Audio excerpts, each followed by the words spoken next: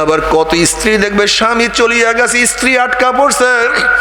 যেরকম নবী লূত আলাইহিস সালাতু ওয়াস সালামের স্ত্রী দেখবে তার স্বামী নবী লূত তো পুলসরাত পাড়ি দিয়ে চলিয়া গেছে, স্ত্রী বেচারা ধরা খেয়ে গেছে। কত মালিক দেখবে গোলাম চলিয়া গেছে, কত গোলাম দেখবে মালিক চলিয়া গেছে।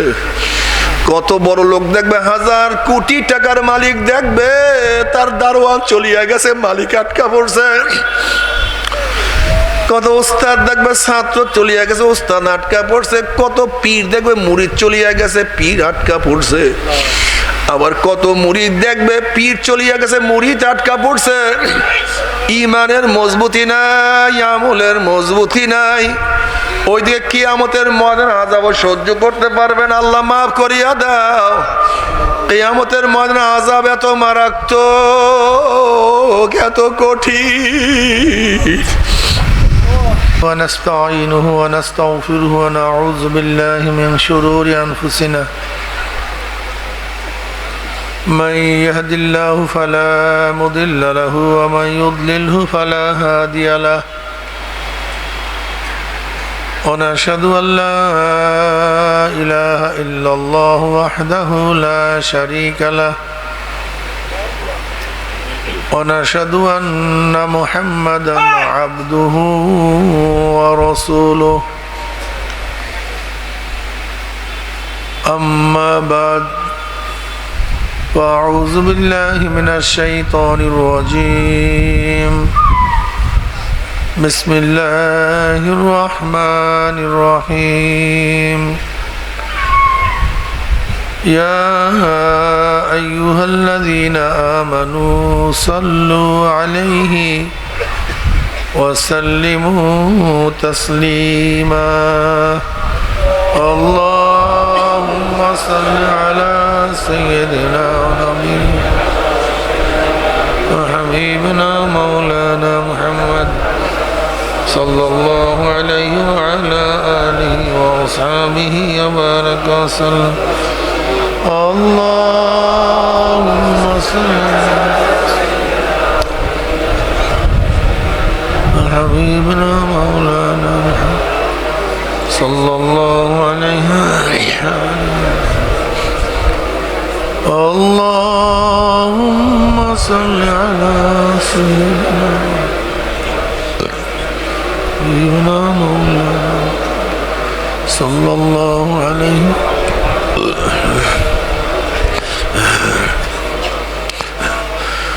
أعوذ بالله من الشيطان الرجيم بسم الله الرحمن الرحيم وما أرسلناك إلا رحمة للعالمين صدق الله مولانا العظيم وصدق رسول النبي الكريم আল্লাহ পাকের বান্দা জনাব মুহাম্মদুর রাসূলুল্লাহ সাল্লাল্লাহু আলাইহি ওয়াসাল্লামের উম্মতগণ,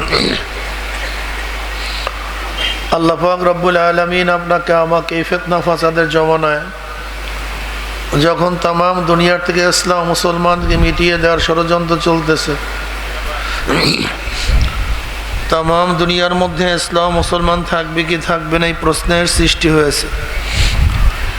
যেরকম ফিলিস্তিন থেকে মুসলমানকে উৎখাত করার ষড়যন্ত্র চলছে কি চলে নেই, প্রায় ৫৪,০০০ মুসলমানদেরকে হত্যা করা হয়েছে। ৫৪,০০০-এর উপরে নির্দোষ ছোট বাচ্চা, শিশু, দুগ্ধবাহী সন্তান, নিরীহ মা, ছোট ছোট বাচ্চা মেয়ে, বুড়া, বৃদ্ধা নির্বিচারে হত্যা করা হয়েছে। ভারতেও শুরু হয়ে গেছে, ভারতের মুসলমানদেরকে হত্যা করার ষড়যন্ত্র চলতেছে।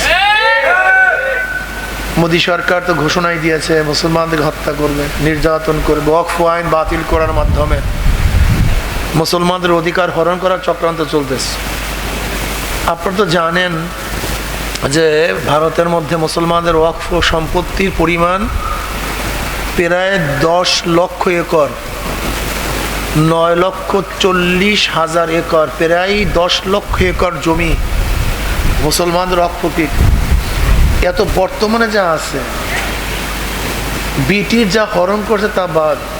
ব্রিটিশ লক্ষ লক্ষ একর মুসলমানদের জমি সব সরকারিকরণ করছে। এর কারণটা কি? আপনারা জানেন যে ব্রিটিশ যখন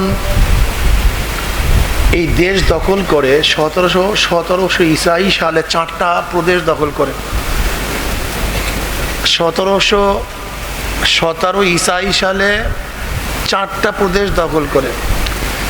1616 ঈসাই সালে প্রথম তারা ইস্ট ইন্ডিয়া কোম্পানির নামে এদেশে আসে দেশ দখল করার জন্য। 1803 ঈসাই সালে তৎকালীন দিল্লির বাদশাহ জাফর থেকে দেশকে দখল করে। যেহেতু ক্ষমতায় ছিল মুসলমান, ব্রিটিশ ক্ষমতা গ্রহণ করছে মুসলমানদের থেকে। আলটিমেটলি তারা জানে আজকে হোক কালকে হোক এদেশ আবার পূর্ণ দখল করে মুসলমান। এর জন্য মুসলমানরা তাদের চরম শত্রু হয়ে গেছে। আপনারা মুনাফিক সম্পর্কে জানেন, মীর জাফর, ঘসিটি বেগম। আসলে এরা তো ছোট মুনাফিক। এরা তো মুনাফিকি করছে বাংলার মধ্যে। সিরাজউদ্দৌলার প্রধান সেনাপতি ছিল মীর জাফর। পলাশির যুদ্ধে বেঈমানি করছে, মুনাফিকি করছে। মহীশূরের যুদ্ধে মীর সাদেক, সে ছিল হায়দারের সেনাপতি। মীর সাদেক হায়দারের সন্তান টিপু সুলতান যখন যুদ্ধ শুরু করছে, এই মীর সাদেক মুনাফিকি করছে। কিন্তু এর চেয়ে বড় মুনাফিক কারা ছিল জানেন? উর্মিচাঁদ, করমচাঁদ, রায়দুল্লাহ বাবু, জগৎ শেঠ। এরা হলো ভারতবর্ষে ব্রিটিশদেরকে প্রতিষ্ঠিত করেছে। মুসলমানদের উপরে ব্রিটিশটা এমন ক্ষিপ্ত ছিল চিন্তা করতে পারবেন না। এমন নির্যাতন করছে, এত নিপীড়ন করছে। 80,000 এই বাংলার মধ্যে মাদ্রাসা ছিল, সব ধ্বংস করছে। 80,000 এবং সব লাখরাজি জমি ছিল। প্রত্যেকটা প্রতিষ্ঠানের পিছনে প্রচুর জমি ছিল। সমস্ত জমিকে সরকারিকরণ করছে। আগেকার জমানার মাদ্রাসাগুলি আজকে যে আমরা যেরকম চাঁদা তুলে মাদ্রাসা চালাই না, এইভাবে ছিল না। বরং মাদ্রাসার শাহেনশাহী অবস্থা ছিল। শাহেনশাহী অবস্থা। মাদ্রাসা নয়, প্রচুর জমি ছিল। এই জমির থেকেই মাদ্রাসা, যেরকম এখনো আছে আপনার পানশায় দারুল হুদা যে মাদ্রাসা, সেই মাদ্রাসার নামে এখনো 1600 বিঘা জমি না 1700 বিঘা জমি আছে। 1600 বা 1700 বিঘা জমি, এত জমি ছিল। এই সমস্ত জমিগুলি ব্রিটিশ সরকারিকরণ করছে। দিল্লির মধ্যে 1000 মাদ্রাসাকে ধ্বংস করছে। 80,000 আলেমকে হত্যা করছে, শহীদ করছে। 80,000 আলেমকে, 1-2 জন না, কত হাজার। যা মোটামুটি গোনা আছে, গোনার বাহিরে যা আছে তো বাদ। চাকরি চর থেকে শুরু করে খায়বার পর্যন্ত এমন কোনো গাছ ছিল না যে গাছের মধ্যে একজন আলেমকে ফাঁসিতে ঝুলানো হয় না। ও মুসলমান, আলেমদের ত্যাগ সম্পর্কে জানো না। আলেমদের ত্যাগ সম্পর্কে তোমাদের জানা নেই। আজকেও দেখো আলেমরা কত ত্যাগী। আজকেও কি ভাবতেছেন যে ছাত্রটা 3 মাসে বা 1 বছরে 30 পারা কোরআন মুখস্থ করে, হেফজ করে, তার মেধা ভালো না খারাপ? যে ছাত্রটা বিনা লোকমায় 30 পারা কোরআন শরীফ শোনায় শুরু থেকে শেষ পর্যন্ত, একটা লোকমাও যায় না, একটা ভুলও হয় না, কি মেধা খারাপ না ভালো? এই ছেলেটা কি জানে না আমি বাংলা ইংলিশে পড়লে আমি সচিব হতে পারতাম, প্রধান সেনাপতি হতে পারতাম? এ জানে না? যারা হাদিস মুখস্থ করে, হাদিস পড়া, জানো তাদের মেধার অবস্থাটা কি? দেখো ঢাকা ইউনিভার্সিটিতে মাদ্রাসার ছেলেরা 1 পাঠ পরীক্ষা দেয়, সব না, আলিয়ার, তাও আলিয়ার সব ছাত্র কিন্তু পড়ে না। এর মধ্যে দেখবা অধিকাংশ সময় 1st 2nd হয়, এসব মাদ্রাসার ছেলেরা, এই ঢাকা ইউনিভার্সিটিতে মাদ্রাসার ছেলেরা, এই যে যারা মুহাদ্দিস, জানেন কি মেধা তাদের, কি পরিমাণের মেধা,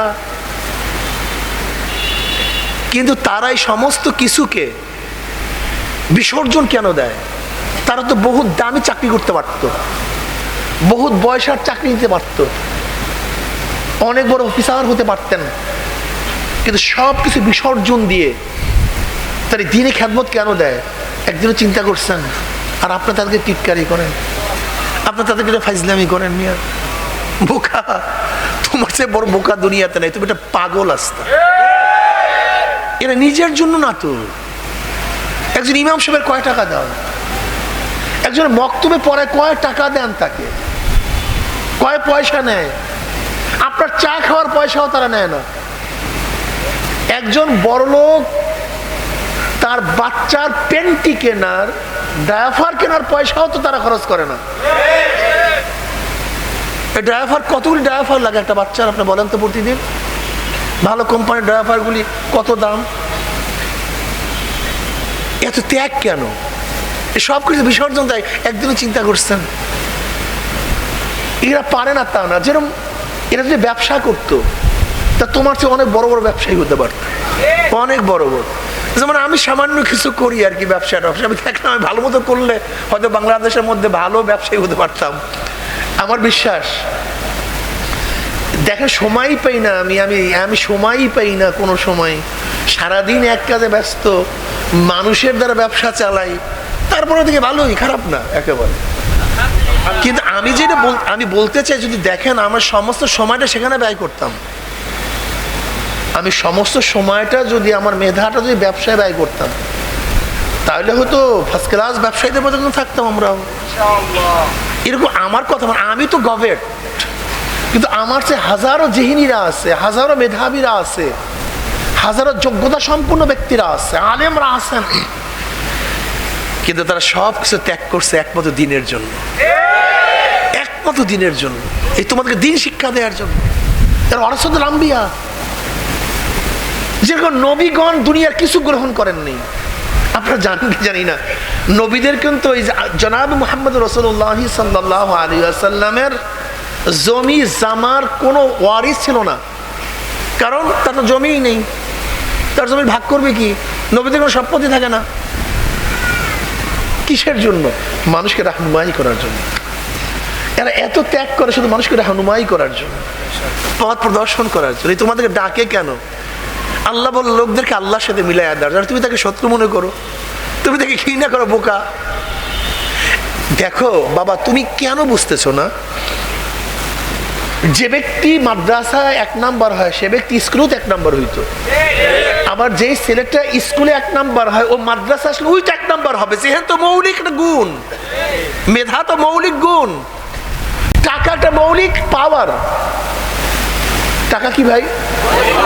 যদি স্বর্ণ কেনেন কিনতে পারবেন, যদি রূপা কিনেন, যদি মধু কিনেন, যদি মদ কিনেন, টাকা তো এমন একটা জিনিস যা দিয়া যা ক্রয় করেন সেইটাই কিনতে পারবেন।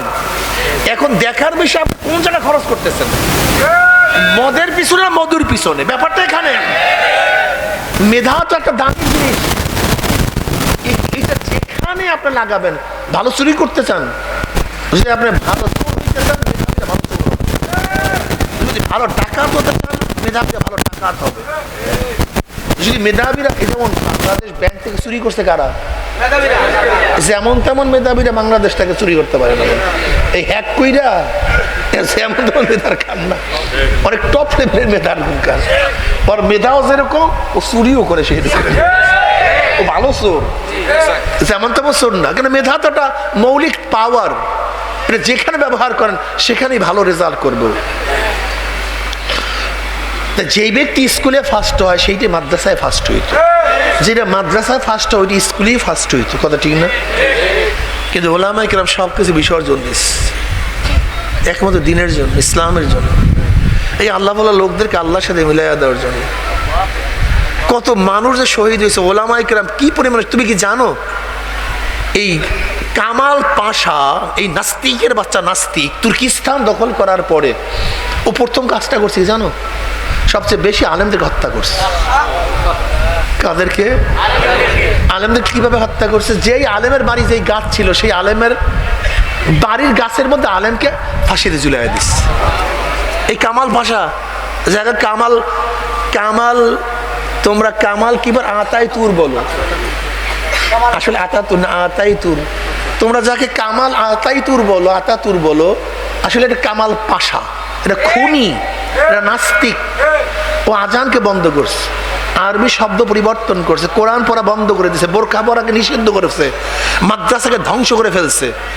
এমনকি আলেমদেরকে বলছে যাও তোমাদের জন্য হজের জন্য জাহাজ তৈয়ার। আলেমরা বাঁচার জন্য জাহাজে উঠছে, গভীর সাগরে জাহাজে ছিদ্র করে সমস্ত আলেমদেরকে হত্যা করছে এই কামাল পাশা। এর কারণটা কি বলেন তো?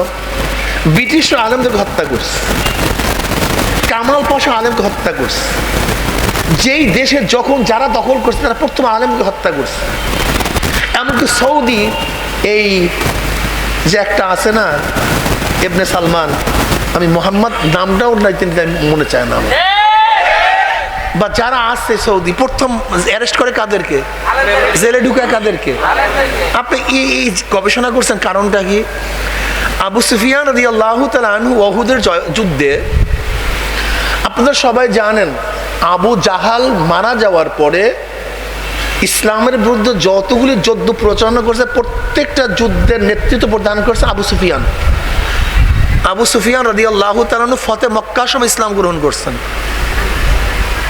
উহুদের যুদ্ধের নেতা ছিল কে কাফেরের পক্ষে? আবু সুফিয়ান রাদিয়াল্লাহু তাআলা আনহু। উম্মে হাবিবা রাদিয়াল্লাহু তাআলা আনহার বাবা উম্মে হাবিবা রাদিয়াল্লাহু তাআলা আনহা, তিনি তার স্বামীর সাথে ওবায়দুল্লাহ জাখাসের সাথে হিজরাত করে আবুসিনী হিজরাত করছিলেন।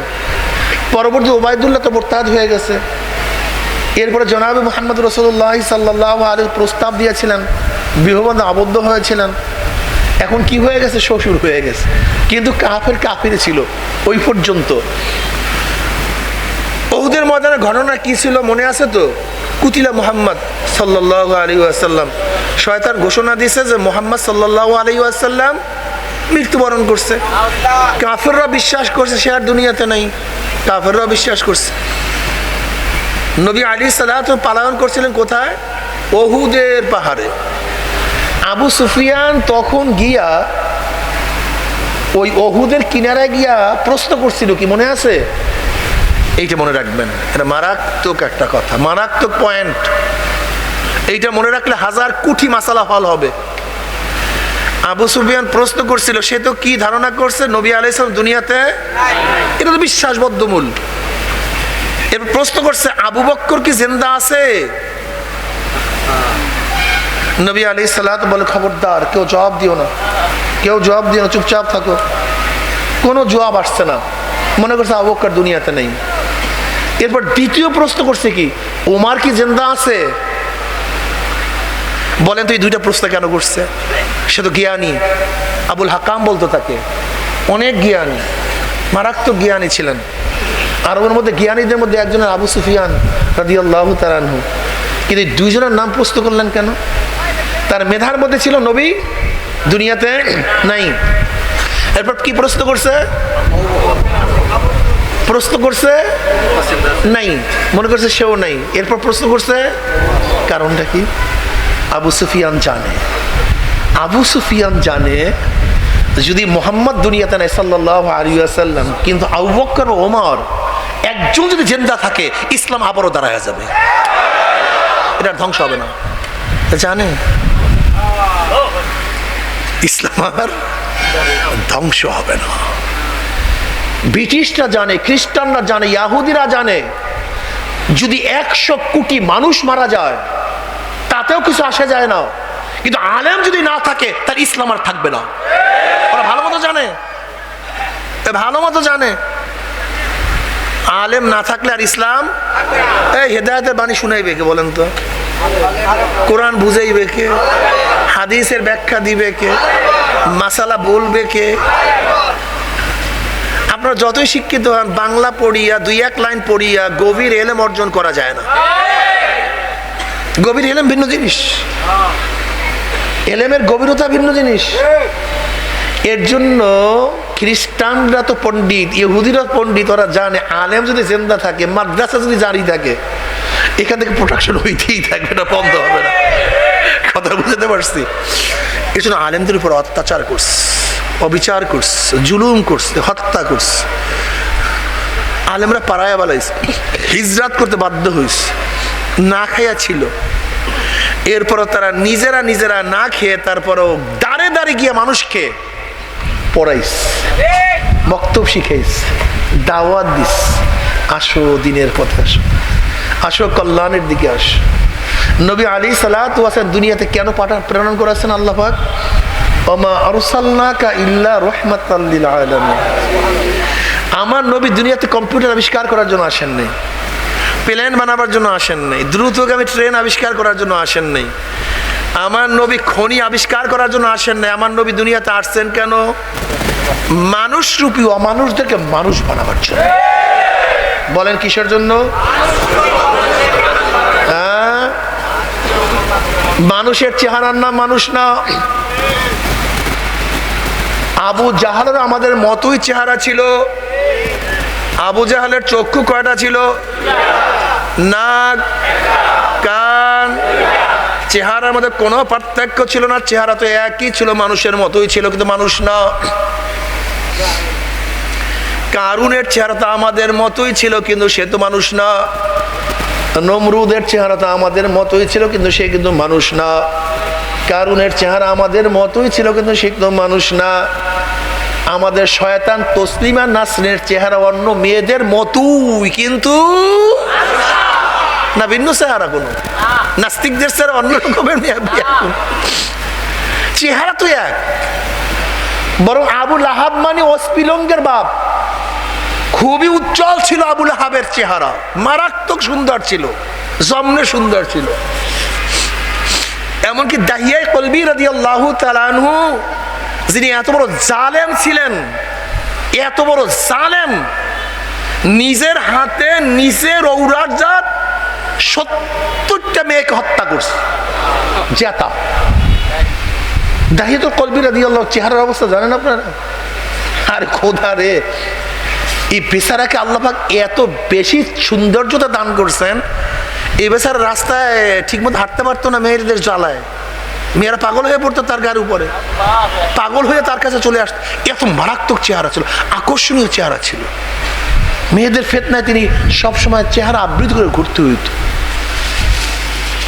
দাহিয়াতুল কলবি রাদিয়াল্লাহু, অথচ কত বড় জালেম, নিজের হাতে নিজের ঔরাজাত 70টা মেয়ে সন্তানকে দাপন করছে। দাহিয়াতুল কলবি রাদিয়াল্লাহু তাআলা ইসলাম গ্রহণ করার আগে চেহারার কোনো সৌন্দর্যতার কোনো অভাব ছিল না, কিন্তু আসলে মানুষ ছিল না।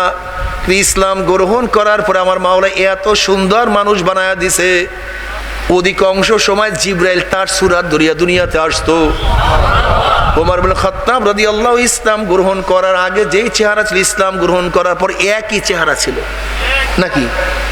ইসলাম গ্রহণ করার আগে যে চেহারা নাকি ভিন্ন?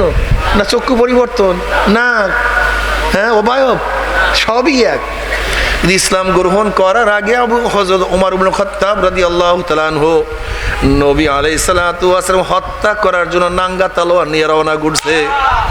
কিন্তু এই ব্যক্তি ইসলাম গ্রহণ করার পরে অবস্থাটা কেমন হয়ে গেছে, এখন তার কথা মাটিতে শুনে, তার কথা পানিতে শুনে, ওমর ইবনে খাত্তাবের কথা বাতাসে শুনে। ওমর ইবনে খাত্তাব রাদিয়াল্লাহু তাআলা খুতবা দেন মদিনায়, ওখান থেকে ইশারা দিয়া সারিয়াতুল জাবাল, হে সারিয়া পাহাড়ের দিকে তাকাও। সারিয়া রাদিয়াল্লাহু সিরিয়ার মধ্যে, কোথায়? অথচ বাতাস তার আওয়াজ সিরিয়ায় পৌঁছায়া দিছে। ওমর কথা বলে মদিনায়, আওয়াজ পৌঁছিয়া যায় সিরিয়ায়। পুরো খোদা রে, ওমর ইবনে খাত্তাব রাদিয়াল্লাহু তাআলা চিঠি লেখে নীল নদের কাছে, হে নীল নদ, যদি আল্লাহর হুকুমে জারি হয় আমার চিঠি পাইতে দেরি, জারি হইতে দেরি করবা না। ওই চিঠি পানির মধ্যে পড়তে দেরি, কিন্তু জোয়ার সৃষ্টিতে দেরি হয় নাই। মদিনার মধ্যে ভূমিকম্প শুরু। ওমর ইবনে খাত্তাব রাদিয়াল্লাহু লাঠি দিয়ে মারবে, থাম মাটি, থাম। 19 থাইমা গেছে। কি বুঝলেন?